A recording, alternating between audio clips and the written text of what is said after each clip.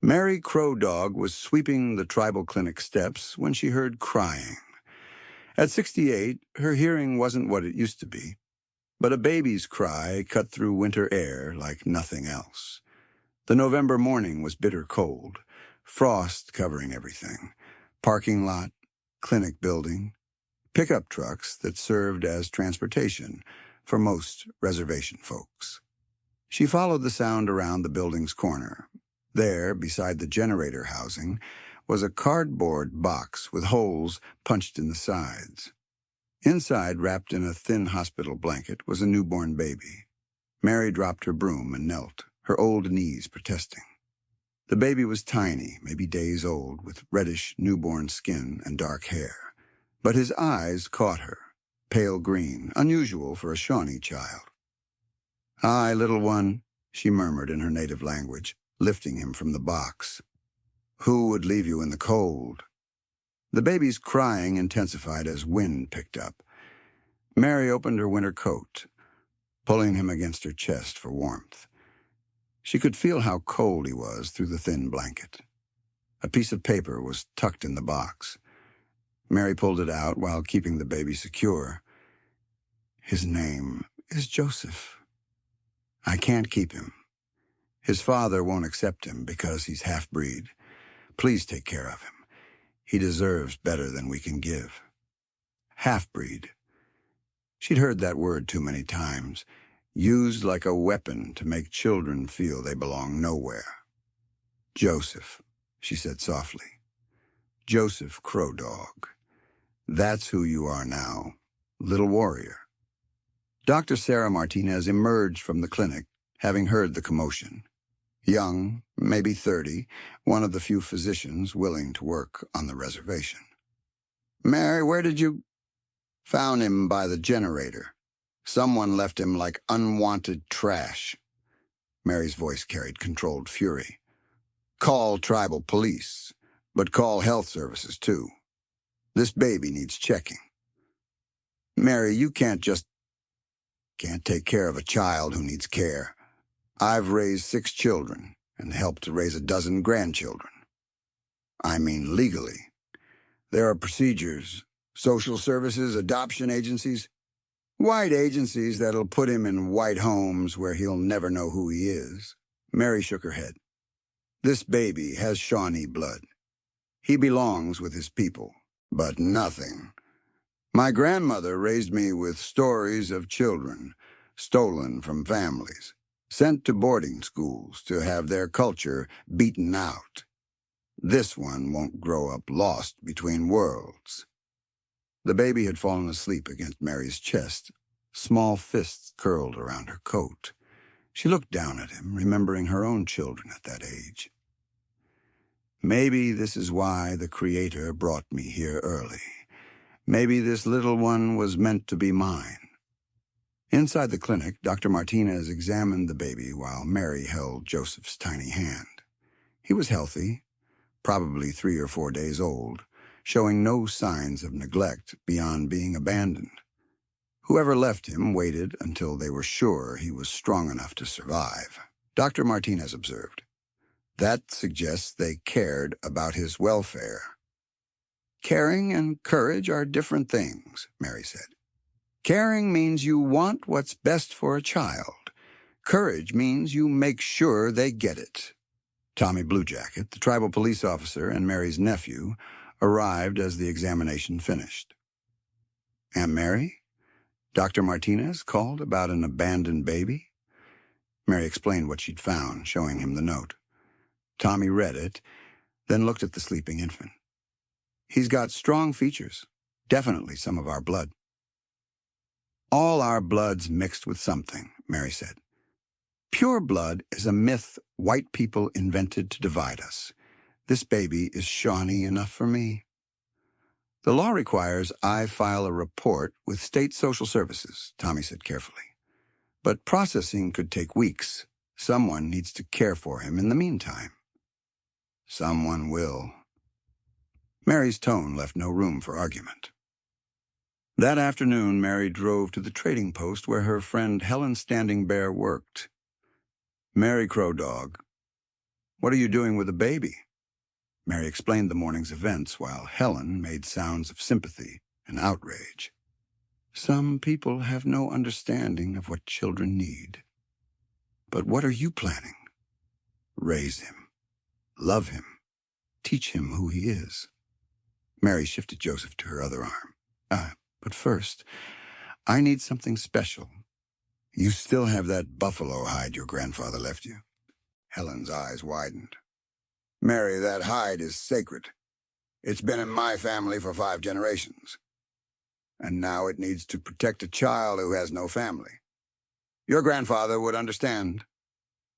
Helen studied Joseph's sleeping face, then nodded. He would. Come on, it's in the back room. The buffalo hide was magnificent, thick, soft, tanned to perfection by hands that understood its sacred purpose. This hide has kept our people warm through the worst winters, Helen said. It's blessed by ceremonies older than Oklahoma itself. Mary wrapped Joseph carefully in the hide, leaving only his face exposed. The baby stirred, then settled deeper into sleep, as if he could feel the protection it offered. Now you're truly one of us, little warrior, Mary whispered. This hide will remember your ancestors until you're old enough to remember them yourself. That evening, Mary sat in her small house, Joseph sleeping in the buffalo hide on her couch. She'd raised 6 children as a single mother after her husband died in Vietnam. She'd buried one son to addiction and watched another struggle with demons that haunted too many young men on the reservation. But she'd also seen her children grow strong, find their way in a world that often didn't want them. She'd taught them their language, ceremonies, history. She'd made sure they knew they belonged somewhere. Joseph stirred in the buffalo hide, making small sounds babies make when they dream. Mary touched his cheek gently. You belong here, little one, she said in Shawnee. With me, with us, with your people. No one will ever call you half-breed again. You are whole, complete, exactly as the Creator made you. Outside, the Oklahoma wind howled through bare trees, but inside Mary's house, wrapped in sacred buffalo hide and surrounded by love, Joseph slept peacefully, finally home. 15 years later, Joseph Crow Dog stood 6 feet tall with his grandmother's determined jaw and eyes the color of spring leaves. At the Tecumseh High School powwow, he moved through the grand entry with fluid grace, his regalia catching gymnasium lights, eagle feathers earned through community service, beadwork done by Mary's hands, and always, draped over his shoulders, a piece of the sacred buffalo hide. Looking good out there, Joseph, called Tommy Bluejacket, now tribal police chief. Mary sat in the front row, her hair now white as winter snow, but her back still straight with pride. At 83, she used a walking stick carved by Joseph, but her eyes were sharp when she watched her grandson dance. The truth was complicated. Joseph was caught between worlds in ways that even Mary's fierce love couldn't completely bridge. At school, some white kids saw him as too Indian, while some full-blood kids saw him as not Indian enough. His light eyes and sharp cheekbones marked him as mixed, and in a world that still counted blood quantum like currency, that mattered. Joseph! Amber Standing Bear waved from across the gym. Helen's granddaughter, a year younger than Joseph, and one of the few people who never seemed to notice his mixed heritage. She bounced over in her jingle dress. Great dancing. Are you staying for social dances? Before Joseph could answer, Brandon Wildcat appeared beside them. 17, built like the football player he was, carrying himself with confidence of someone who'd never questioned his place. Hey, Joseph. Nice costume, Brandon said, his tone ambiguous. It's regalia, not a costume, Amber corrected sharply. Brandon shrugged. Same difference. Though I guess it suits him. Half traditional, half something else. Joseph felt his jaw tighten. You got something to say, Brandon? Just wondering why you're always front and center, when we all know you're only half one of us. Blood quantum doesn't make you more or less Shawnee, Amber snapped. Joseph knows more about our traditions than half the full-bloods in this room. Because his grandma fills his head with old stories. But stories don't change DNA. Joseph stepped forward. You want to test how Shawnee I am, Brandon? My great-great-grandmother walked the trail of death when they forced our people out of Ohio. My grandmother raised me with the same values, ceremonies, love for our people. If that's not enough for you, then maybe the problem isn't my blood quantum. Easy there, Green Eyes, Brandon said with a smirk. Just saying you might want to remember that some of us have been Shawnee for more than just 15 years. The nickname hit like a physical blow. His pale eyes, inherited from whatever white ancestor had contributed to his genes, were a constant reminder that he was different. That's enough. Mary's voice cut through the confrontation like a blade. When Mary Crow Dog spoke, young men listened. Brandon Wildcat. Your grandfather, Frank, and I grew up together. He was a good man who understood that our strength comes from unity, not division. I'm disappointed to see his grandson forgot that lesson. Brandon's face flushed. I didn't mean any disrespect, Mrs. Crow Dog. Disrespecting my grandson is disrespecting me, and disrespecting any member of our community weakens us all.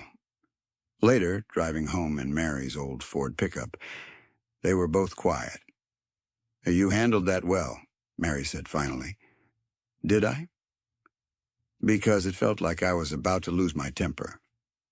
Anger isn't always wrong, grandson. Sometimes it's the only reasonable response to unreasonable people. Grandmother, do you ever regret it? Taking me in, I mean. Your life would have been easier without a mixed-blood grandson causing problems. Mary was quiet for so long that Joseph thought she might not answer. When she finally spoke, her voice was soft but certain. When I was your age, people called me names too.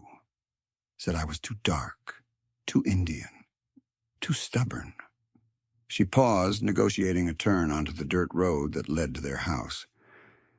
I learned that people who try to make you feel small do it because they feel small themselves. Brandon Wildcat is afraid. Afraid of what? Afraid that the world is changing.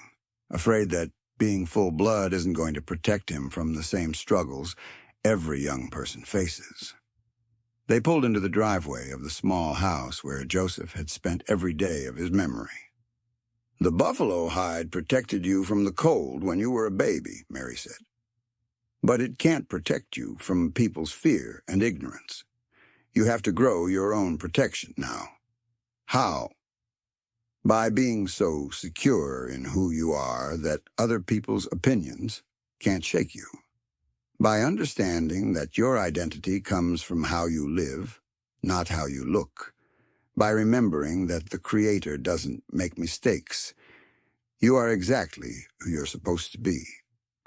That night, Joseph lay in his bed looking at photographs on his walls. Pictures of Mary teaching him to bead, of his first powwow, of the day he'd received his adult name in ceremony. In one corner hung the piece of buffalo hide that had been his first blanket. Tomorrow he'd go back to school, where he'd navigate the complex social dynamics of being mixed race. He'd face more Brandons, more people who questioned his right to claim his identity. But tonight, in the house where Mary Crow Dog had raised him with fierce love, Joseph felt the strength that came from knowing exactly who he was. Not half of anything, but whole. Complex, maybe? Complicated, certainly. But complete? Outside his window, the Oklahoma wind sang through the grass, carrying the voices of ancestors who had survived removal, boarding schools, and countless attempts to erase their culture. Those same ancestors had left him a legacy stronger than blood quantum, more enduring than other people's approval. He was Shawnee. He was home. And that was enough. The call came at 3 a.m. on a Tuesday in March. Joseph jerked awake to his phone buzzing, immediately alert. Middle-of-the-night calls rarely brought good news. "Joseph, it's Chief Bluejacket. Get to the hospital. Your grandmother collapsed. Mrs. Standing Bear found her." The drive to Shawnee Regional passed in a blur of dark highways and emergency flashers. Mary had been slowing down lately, using her walking stick more, sleeping longer. He found Helen Standing Bear in the emergency waiting room, still in her bathrobe. "How is she?" Joseph asked. "Stable. Heart attack, they think. The doctor's with her." Helen squeezed his hand. "She was asking for you." Dr. Patel, the cardiologist, emerged with the expression medical professionals wore when delivering difficult news. "Your grandmother has suffered a significant cardiac event. We've stabilized her, but she needs surgery to clear blocked arteries. At her age, the risks are considerable." "What kind of risks?" "There's a possibility she might not survive the procedure, but without it, another heart attack is almost certain and likely fatal." Joseph felt the floor shift. "Can I see her?" Mary looked small in the hospital bed, dwarfed by machines that beeped around her. But her eyes were alert when Joseph entered. "There's my grandson. Come here so I can look at you properly." Joseph pulled a chair close and took her hand. It felt fragile, paper-thin skin over delicate bones. "The doctor says you need surgery." "The doctor says a lot of things. Most involve keeping me alive past my expiration date." Mary's voice was raspy but determined. "I need to tell you something important before they put me under. Grandmother, you need to rest. Rest is for people who have time to waste. Listen to me, Joseph." Her grip strengthened. "There are things you need to know about where you came from, about your mother." Joseph felt his breath catch. In 15 years, Mary had told him only bare facts. Abandoned as a baby, mother young and scared, father hadn't wanted him. Your mother's name was Sarah Collins. She was 19, working as a waitress. Your father was Robert Wildcat. The name hit Joseph like a physical blow. Wildcat, as in ... Brandon's older brother. He was 22, just back from Afghanistan. Sarah was white, from Arkansas.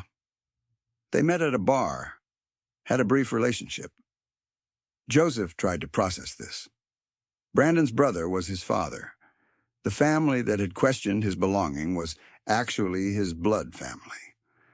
When Sarah got pregnant, Robert panicked. His family made it clear they wouldn't accept a mixed-race grandchild. Said it would complicate tribal enrollment. Mary's voice carried old anger. "Sarah's family wasn't any better. Called you abomination. So they threw me away. They threw away the most precious gift the Creator could give them. But their loss was my blessing." A nurse appeared. "Mrs. Crow Dog, we need to prep you for surgery." Mary nodded, then looked back at Joseph. "Sarah lives in Tulsa now. Works as a nurse at St. Francis Hospital. Never married, never had other children. Helen has her contact information." "Why are you telling me this now?" "Because if something happens to me, you'll be alone in a way you've never been. You might want to know you have other family, even if they weren't brave enough to claim you." The surgery took 4 hours. Joseph spent them in the waiting room with Helen, Patricia, Mary's daughter, and community members who came to offer support. Chief Bluejacket appeared around hour 3. "Any word?" "Still in surgery," Joseph replied. Tommy sat beside him. "Joseph, I need to talk about what your grandmother told you tonight." Joseph looked at him sharply. "You knew?" "I've known since the day I filed the report about finding you. The Wildcat family made it very clear they wanted nothing to do with you. Frank Wildcat, Brandon's grandfather, threatened to disenroll anyone in his family who acknowledged you." "Disenroll?" "Remove them from tribal membership. Frank had that kind of influence, still does." Joseph felt pieces clicking into place. "That's why Brandon treats me the way he does. He knows. The whole family knows.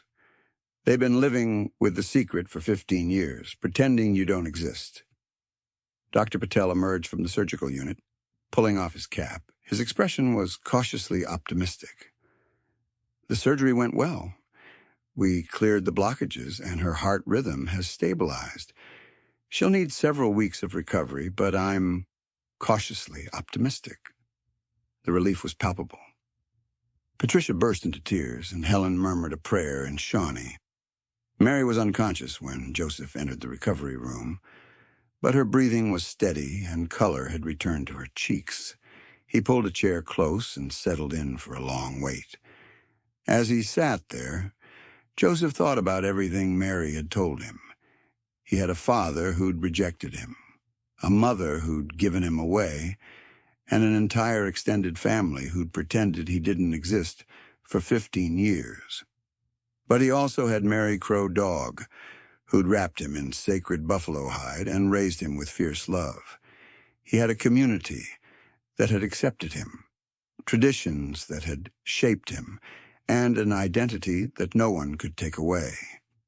When Mary woke up 6 hours later, the first thing she saw was Joseph's face. "Still here, are you?" "Where else would I be?" Mary smiled weakly. "Exactly where you belong, grandson. Right here, with your family." Looking at her, the woman who'd chosen to love him when his blood family couldn't, Joseph understood that family was never about genetics. It was about the people who showed up, who stayed, who wrapped you in buffalo hide when the world left you out in the cold. 6 months after Mary's surgery, Joseph stood outside St. Francis Hospital in Tulsa, holding Sarah Collins' work schedule that Helen Standing Bear had acquired. Thursday afternoon, 4 p.m. shift change. Mary was home now, recovering well but moving slower. She'd supported Joseph's decision to find Sarah. "You need to close this circle," she'd said. "Not for her, but for yourself." At 4:15, a woman in scrubs emerged from the hospital. She was in her 30s now, with light brown hair pulled back and tired eyes. But Joseph recognized something in her face immediately, the same bone structure he saw in his own mirror. "Sarah Collins?" She turned, and when she saw him, the color drained from her face. "You're—" She started, then stopped. "Joseph. Joseph Crow Dog." Sarah's hand went to her chest. "Oh, my God. You're so tall. You look like my father." She nodded, tears forming. "How did you find me?" "My grandmother told me your name before her surgery. Can we talk somewhere?" They found a quiet corner of the hospital cafeteria. Sarah bought coffee she didn't drink while Joseph tried to figure out where to begin. "I need you to know," Sarah said finally, "that giving you up was the hardest thing I've ever done. Not a day has gone by that I haven't thought about you. Why didn't you try to find out?" Sarah was quiet for a long moment. "Because I was 19 and scared, and everyone told me it was for the best. Because Robert's family made it clear they wanted nothing to do with you. And my family." She shook her head. "My family said terrible things. They called me half-breed, among other things." Sarah's voice was barely above a whisper. "I was young and alone, and I believed them when they said you'd be better off with someone else. What about Robert?" Does he know you're here? Sarah's expression hardened. Robert enlisted for a second deployment 6 months after you were born. He was killed by an IED outside Kandahar when you were 8 months old. The information hit Joseph like a physical blow. His father was dead, had been dead for 14 years. He never knew what happened to you, Sarah continued. In his last letter home, he asked me to try to find you to make sure you were all right. But you didn't. I was 20 years old, working 2 jobs, trying to survive. And honestly, I was afraid you'd hate me for giving you away. Joseph looked at this woman who'd given birth to him. He'd expected to feel anger or abandonment. Instead, he mostly felt sad. Sad for the scared 19-year-old who thought she had no choice. Sad for the father who died without knowing his son. Do you have other children? He asked. Number I never married. Never felt like I deserved to be happy after what I did to you. That's a long time to punish yourself. Joseph studied her face, seeing his own features reflected. It wasn't a mistake. You were 19, scared, and surrounded by people who gave you bad advice. You made the only choice you thought you could make. How can you say that? I abandoned my own child. You found someone to take care of me. That's not abandonment. That's making sure I survived. Joseph leaned back. Mary Crow Dog raised me to understand that people do the best they can with what they know at the time. Sarah cried quietly for several minutes while Joseph sat with his own thoughts. Can I ask you something? Are you happy? Did Mary give you a good life? Joseph thought about Mary teaching him to bead, about powwows and ceremonies, about the buffalo hide that had protected him from the cold. He thought about high school graduation, about the college scholarship he'd earned, about the community that had embraced him. She gave me the best life. She taught me our language, our traditions, our history. She made sure I knew I was wanted and loved, and that I belonged somewhere. Our traditions? Shawnee traditions. She raised me as her grandson in every way that matters. Sarah smiled through her tears. That's what I hoped would happen, even if I didn't know it at the time, that you'd find someone who would love you unconditionally. Joseph walked Sarah to her car, both moving slowly, reluctant to end this meeting that had taken 15 years to happen. Joseph, she said before getting in her car, I want you to know that I'm proud of who you've become, and I'm grateful to Mary Crow Dog for raising you with the love and strength you deserved. Would you like to meet her? I think she'd like to meet you. Sarah's eyes widened. Do you think she'd want to? She raised me to believe that understanding comes from talking to people, not about them. I think she'd appreciate finally meeting the woman who trusted her with her son. The drive back to the reservation gave Joseph time to process the afternoon's revelations. Sarah Collins wasn't the monster he'd sometimes imagined, but a young woman who'd made an impossible choice. Robert Wildcat had been a soldier who died before he could make things right, and Mary Crow Dog had been the steady constant who'd turned a tragedy into a blessing. He found Mary on her front porch working on beadwork in the late afternoon light. How did it go? She asked without looking up. Joseph settled beside her. She's not what I expected. People rarely are. What did you learn? Joseph told her about the conversation, about Sarah's regrets and Robert's death. So now you know the whole story, Mary said when he finished. How does it feel to have all the pieces? Joseph thought about that question. Sad, mostly. Sad for everyone involved, but also grateful. Grateful? That you were there that morning. That you saw a baby who needed love instead of a problem that needed solving. Joseph watched his grandmother's fingers work the beads. "Sarah wants to meet you, if you're willing." Mary was quiet for a long moment. "I'd like that. It's time to complete the circle." That evening, as the sun set over the Oklahoma hills, Joseph sat on the porch where Mary had raised him, wrapped in the same buffalo hide that had welcomed him home 15 years ago. He thought about identity, about belonging, about the stories we tell ourselves about who we are. He was Shawnee, raised by a grandmother who'd wrapped him in sacred protection when the world left him in the cold. He was the son of young parents who'd made impossible choices. He was a college student, a traditional dancer, a young man finding his way between worlds. Most importantly, he was exactly who he was supposed to be. Not half of anything, but whole. Complex, certainly. Complicated, undoubtedly.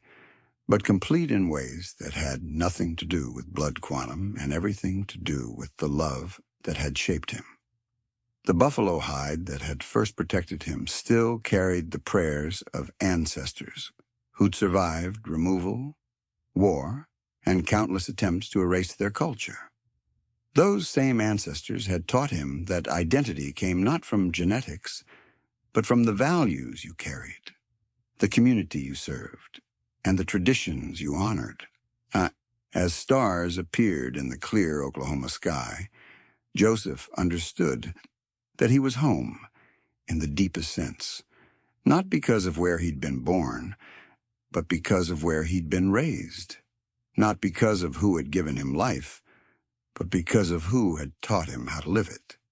He was Mary Crow Dog's grandson, wrapped in buffalo hide and blessed with the fierce love of a grandmother who'd refused to let the world's cruelty define him. That was identity enough for anyone.